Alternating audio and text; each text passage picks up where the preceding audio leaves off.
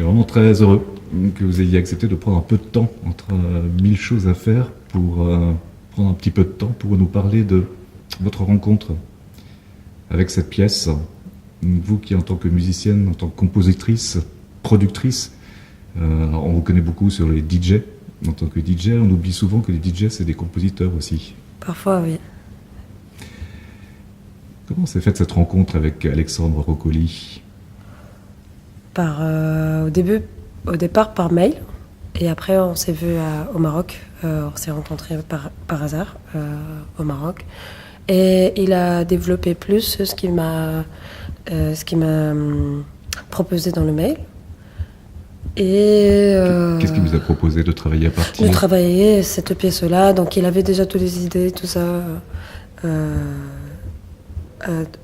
le mail, enfin en tête. Et du coup, ça m'a intéressée, et surtout parce que il a bien aimé ma musique, et aussi parce que je voulais essayer de travailler pour autre chose, c'est-à-dire une autre discipline ou un autre espace et un autre public. Voilà. Donc du coup, ça s'est passé comme ça, et on a beaucoup parlé, et puis on a plus parlé quand j'ai dit oui, d'accord. J'ai pas posé beaucoup de questions, parce que tout était clair quand il m'a envoyé son idée, son projet, et puis voilà. Vous avez commencé à travailler à partir de sons, à partir des voix de femmes, à partir de musique, à partir de sons de tissage. C'est des choses qu'il vous a données, ou c'est vous qui aviez commencé à chercher déjà? Non, c'est lui. Non, c'est Roccoli qui voulait faire une sorte de continuité par rapport au son qu'il a utilisé déjà dans ses anciennes pièces. Donc on a fait des recherches sur YouTube et tout ça sur Internet ensemble. Du coup, il y a des idées de son qui lui, il veut que j'utilise à ma façon. Parfois je dis oui, parfois je dis non aussi. Donc du coup, on en a essayé c'est une collaboration ensemble, et comment dire. Et après, j'ai construit autour de tout ce qu'il m'a demandé de faire. J'ai construit à ma façon. C'est les sons qu'il voudrait entendre dans sa pièce, quoi.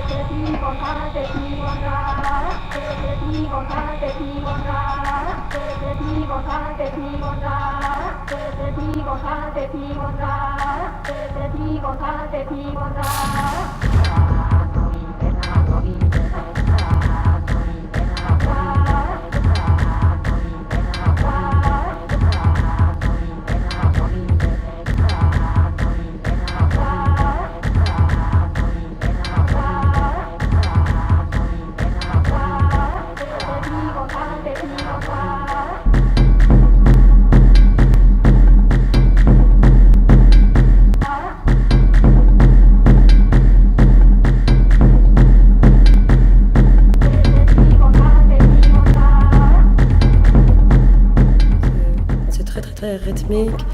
J'essaye de donner un peu d'espace pour les danseuses, parce que d'habitude quand je compose ma musique à moi, c'est plus, il y a beaucoup de nappes, il y a beaucoup d'éléments, c'est très chargé. Pour cette pièce, en fait, j'ai voulu apporter, j'ai essayé d'apporter l'état de la transe, mettre les danseuses en transe, c'est-à-dire des boucles et des boucles et des boucles, et ne pas ajouter des éléments de fur et à mesure. Et en fait, travailler sur ces boucles-là et les recycler encore et encore et encore et encore, jusqu'à ce qu'on entend autre chose sans que moi je change grand-chose ou ajouter ou supprimer des éléments. Et l'idée, c'est vraiment de se concentrer sur les danseuses et la chorégraphie qui va avec. Donc, du coup, la musique de la pièce est essentiellement construite de boucles, plein de boucles qui font comme ça et qui partent ensemble et qui rentrent ensemble, qui partent ensemble, qui rentrent ensemble, tout au long de la pièce. Et ces boucles-là, c'est justement soit le son enregistré par Roccoli et son ami Benoît, du métier de tissage et tout ça, ils ont fait un documentaire apparemment avec, soit des vidéos qu'on a trouvées sur un documentaire des pleureuses en Italie, soit voilà. Et après moi aussi je ramène mes samples, que j'aime bien. J'essaye d'utiliser d'autres sons que j'ai jamais utilisés, que voilà, j'essaye quoi. J'imagine que le fait que ce soit une pièce où il est question du travail, des femmes, où le corps a une place très très présente, ça vous a aidé à dire oui? Je dis ça pour les personnes qui ne vous connaissent pas. Que j'ai dit oui pour travailler dans la pièce. Vous êtes en techno aujourd'hui, dans la musique, extrêmement reconnue sur la scène internationale. Vrai. Vous travaillez énormément sur une partie parfois un peu industrielle, mais aussi sur la mémoire. Moi, j'engage les gens à écouter votre EP qui est sorti il y a quelques mois, qui s'appelle Clab. Et l'année dernière. Je prononce très mal d'ailleurs. Comment est-ce qu'on prononce? Clab. Clab. Ce qui en arabe veut dire... Rage. Rage. Rage. Bon. C'est une sorte de rage, mais bon, c'est pas grave. Ouais, mais ça, c'est vous aussi. C'est votre vie. La musique, l'engagement. Voilà. Que ce soit en Tunisie, que ce soit partout sur la planète, je pense que, Dina, vous avez une colonne vertébrale. Vous ne vous laissez pas faire. Vous avez des choses à exprimer dans la joie et dans la rage. Oui. Et dans cette pièce, le fait qu'on parle de travail, qu'on parle des femmes, je pense que ça vous parle aussi. En fait, je l'ai compris après. J'ai compris après la chorégraphie après la création de la pièce pendant les résidences, et je trouve ça vraiment très très intéressant comme proposition de Roccoli de faire une chorégraphie. De penser à ça et d'aborder ce sujet-là, justement, des femmes travailleuses et du travail en général aussi. Et le travail avant et le travail après. La pression sociale sur quand est-ce qu'on peut, donner de soi et quand est-ce que c'est obligé de donner de soi. Donc à certains moments, on arrive à un burn-out.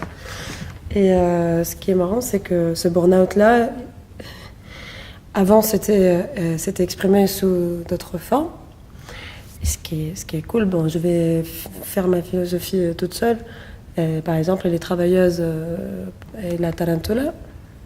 Et là maintenant, c'est, nous tous travailleurs, et les clubs et la techno. Donc c'est une sorte, il y a quand même une sorte de similitude ensemble. Donc du coup, oui, j'adhère. Je suis d'accord. C'est quelque chose qui rage. Club pour moi, club ça veut dire vraiment fou, mais fou parce qu'il est traumatisé. Il a eu une histoire ou bien une vie très très très très très dure et donc du coup il devient fou. C'est ça, club. Et en fait, c'est pas que par rapport à la musique. L'idée, c'était de m'exprimer en tant que citoyen du monde maintenant, avec toutes les nouvelles, tout le quotidien qu'on est en train de voir et tout ça, les guerres, les catastrophes qu'on voit et tout ça, ça nous met hors de nous. Et donc, du coup, pour moi, par rapport au fait que j'habitais en Tunisie, j'ai exprimé ça avec cette musique-là, mais peut-être d'autres personnes, ils ont exprimé leur clubitude avec autre chose. Voilà. Oui, mais la musique, ça fait du bien.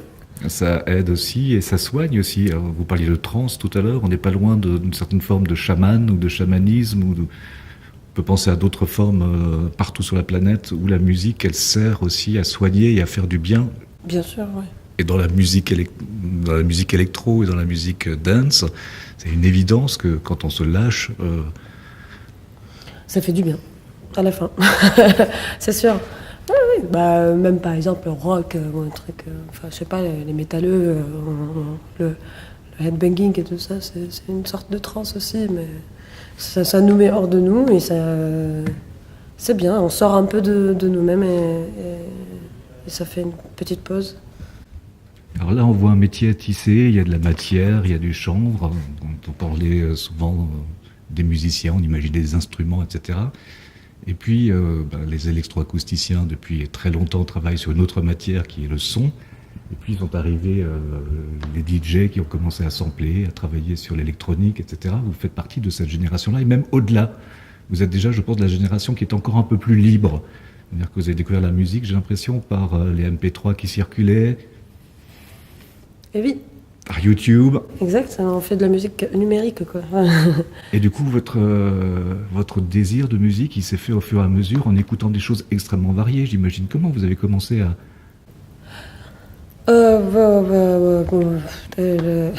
Bah oui, oui. J'ai beaucoup téléchargé d'MP3 de basse qualité, on est d'accord. Et après, petit à petit, je sais pas, c'était une longue journée, un long voyage.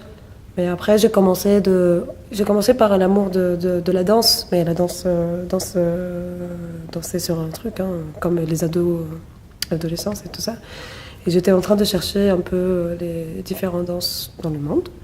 Donc, bien sûr, on est tombé sur le breakdance et tout ça. Et il y avait le footwork. Et le footwork, ça se danse sur la Chicago House. Très accéléré. 180 BPM, c'est un peu proche de la DNB, de la drum and bass. Ou la jungle, justement.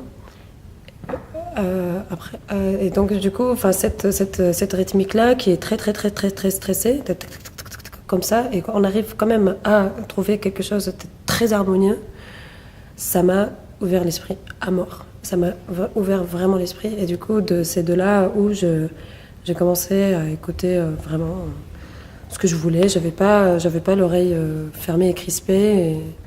Et du coup, j'ai pris goût à tout. Et du coup, voilà. J'écoute n'importe quoi maintenant. Enfin, pas n'importe quoi, mais absolument tout, sans avoir des problèmes ou un avis un peu critique. Ouais, c'est le plaisir de la musique sans a priori, C'est ça. sans le côté conservatoire ou apprentissage ou de la musique. académique, ou exactement. C'est pas genre représente, je sais pas quoi. Non, c'est vraiment. J'essaye vraiment de prendre de tout genre ou toute musique. La musique maintenant pour moi c'est pas des genres, c'est plutôt un artiste qui a fait cet album-là. J'aime beaucoup. Ce n'est plus j'aime beaucoup la techno acide, je sais pas quoi et tout ça. C'est vraiment maintenant pour moi, je trouve que on est de plus en plus individualiste. Donc je trouve que c'est quand même important de donner la chance à tout genre de musique parce qu'il y a justement des artistes dans un genre spécifique qui sont magnifiques que peut-être vous aimez pas le genre, l'idée de... Enfin voilà, ça devient compliqué, je suis désolée. Non, c'est pas compliqué parce que moi, ce que j'aime chez vous, c'est la liberté, comme dans beaucoup de choses que je vois de cette génération, c'est la liberté, quoi. C'est waouh, on fait ce qu'on a envie de faire, Ouais. puis on découvre les choses au fur et à mesure. Et donc on voit les instruments qui sont juste derrière vous. Pour les gens qui connaissent pas, là, on voit pas tout, mais il y a quelques instruments qui sont basiques qu'on va retrouver pour la plupart chez nous, à la maison. Bah oui, c'est des contrôleurs. Enfin, il y a une carte son. L'instrument mère, c'est l'ordinateur, bien sûr. Le logiciel là-dedans. Ici, j'ai un petit synthétiseur que j'utilise parfois pour les pads, c'est tout. Mais le reste, c'est des contrôleurs. C'est des contrôleurs MIDI ou pour avoir la liberté encore de toucher à tout en même temps. Donc voilà. Pour ce spectacle, et vous avez tenu, et vous aviez envie de le faire en direct, c'est-à-dire à chaque représentation, être présent et de pouvoir jouer en live Oui. avec elle Oui. quand elle joue. C'était hors de question de faire une bande sonore sans que vous soyez présent physiquement. Franchement, pour vous dire la vérité, c'est plutôt Rocoli qui voulait que je sois présente à chaque fois. Après, moi, ça m'intéresse plus parce que c'est très intéressant de voir quand même comment les danseuses, elles enchaînent sur l'improvisation. Parce que il y a une petite improvisation à chaque fois. C'est pas vraiment tout. Je fais pas enchaîner comme ça. Il y a un côté improvisé. Parfois, par exemple, une partie, elle dure 2 minutes 30. Cette fois-ci, elle a plus ou bien moins.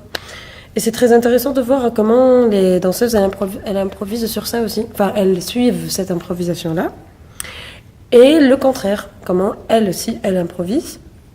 Et ben moi, je suis là pour les suivre. Et c'est ça, en fait, ce qui est génial. C'est comme si un guitariste avec la flamenco avec une danseuse et la danseuse, elle suit, ou bien le contraire.